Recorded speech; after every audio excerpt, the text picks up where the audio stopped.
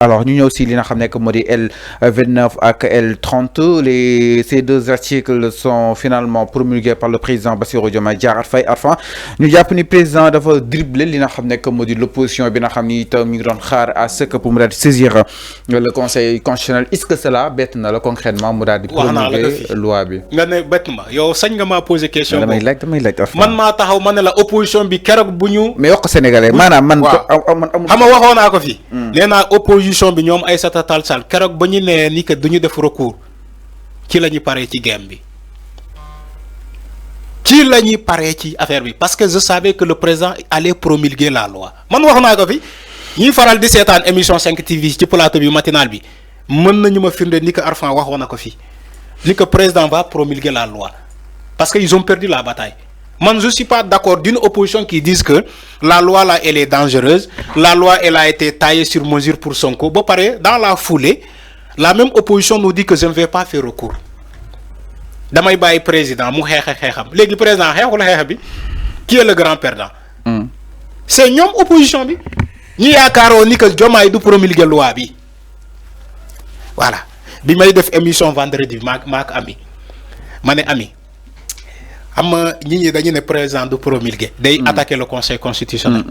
Mané len promulgation en général chaque samedi le journal officiel de l'État lay promulguer. Soit mu am urgence bu amé urgence ci le journal officiel de l'État di publier les décrets là ci mi-semaine bi ci mi-semaine su ma nee mi-semaine ci les jours ouvrables.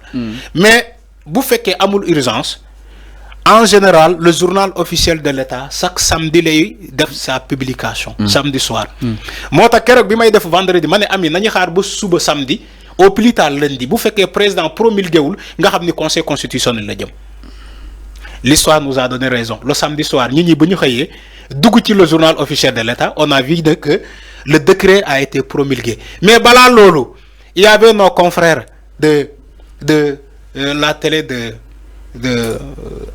Aïdara la nu mu tudd Ahmed Aïdara 2A TV joxe woon nañ xibaar bi ni que le président a promulgué la loi man ci 2A TV laa ko déggee woon le jeudi waa 2A TV ñoo ma ne Serigne maa ngi koy nuyu de passage maa ngi koy remercier ñoo ma ne président promulgué la loi bi.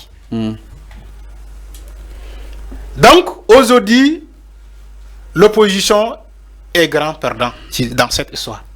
ñi yaakaaroon que président du promulguer loi bi dugg na de loi bi dugg na ça y est c'est fini ñi waxoon ni que Sonko du bokk ni que Diomaye il veut être candidat en 2029 donc il va barrer le chemin à cette loi Fallou man je comprends le président wallahi je le comprends. Tu sais pourquoi man je comprends le président. Président il est le président de la République aujourd'hui. Tey bu bañee promulguer loi bi il y aura crise institutionnelle wax naa la ko fii te sénégalais warul ñaan crise institutionnelle mu am dans ce pays ci contexte bi. Imaginez le président il refuse aujourd'hui de promulguer cette loi là. lépp lu mu yóbbu assemblée nationale du jàll. lépp lu mu yóbbu assemblée nationale du jàll. Pourquoi du jàll. Les députés dañ koy xeex dañuy ne tu as barré la promulgation de notre loi donc doo fi andi dara. ba mais loolu du yoon dafa war a jàll. Voilà exactement. daa war a jàll su ñëwee. parce que les députés. logique pour logique. Les députés sont souverains. Président mënul leen sax dicter. ñoo am seen bopp. Président mënul dicter les députés qui sont à l'Assemblée nationale. Ils sont souverains. Ils ont fait une proposition de loi voté ko. Président laaj seconde rélecture ñu def rélecture boobu envoyé ko ñu ne ko des na promulgation. Imaginez le président il refuse de promulguer tous ces projets de loi xam nga jamono bii ni mu ngi ci avant projet. Après les consultations. Il passera au projet. Tous ces projets de loi seront bloqués à l'Assemblée nationale. Heureusement le président a compris. Il a de très bons conseillers le président là Bassirou Diomaye Faye. Son excellence Bassirou Diomaye Faye il a de très bons conseillers. Lii wax naa ko fii ci plateau à maintes reprises nee naa le président bu bëggee institution yi dox moom mooy choisir te nekkul un choix parce que jamono bii ni cohabitation douce bi moo ko wone. Quand le premier ministre disait que on est dans une cohabitation douce c'était pas des paroles en l'air c'est une réalité.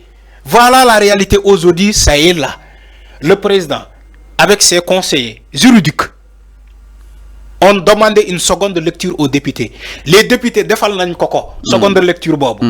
Il est passé à la promulgation de cette loi pour être tranquille dans son fauteuil. Aujourd'hui, il est tranquille. Le plus mu yobu assemblée nationale député dañ koy dello, c'est-à-dire que dañ koy fayal xoromam. Nañu fay nar bi xoromam. Mais lo su yagge mu don ay xupu te président kenn du ko xupu. Non, du xupu, amul xupu, si su yagge mu don lo. Dédé.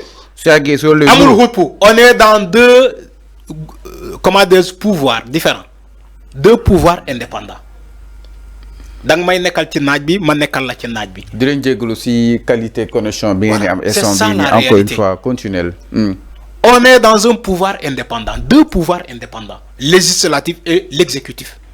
Mais de toute façon waa Pastef waruñoo participer lii war a mun a bloquer réew mi même su nekkee mais bloqué wuñu réew mi même su fekkee ni sax Diomaye promulgué ko woon ñoom waruñu ko def concrètement di fayonteeg ak le non yow loolu yow yaa ko waruñu ko def mais ils sont dans leur combat. Ils sont dans leur combat. Dans ce cas, on sera dans la chose politique, Fallo. Loolu mënoo ko génne ci politique toi aussi.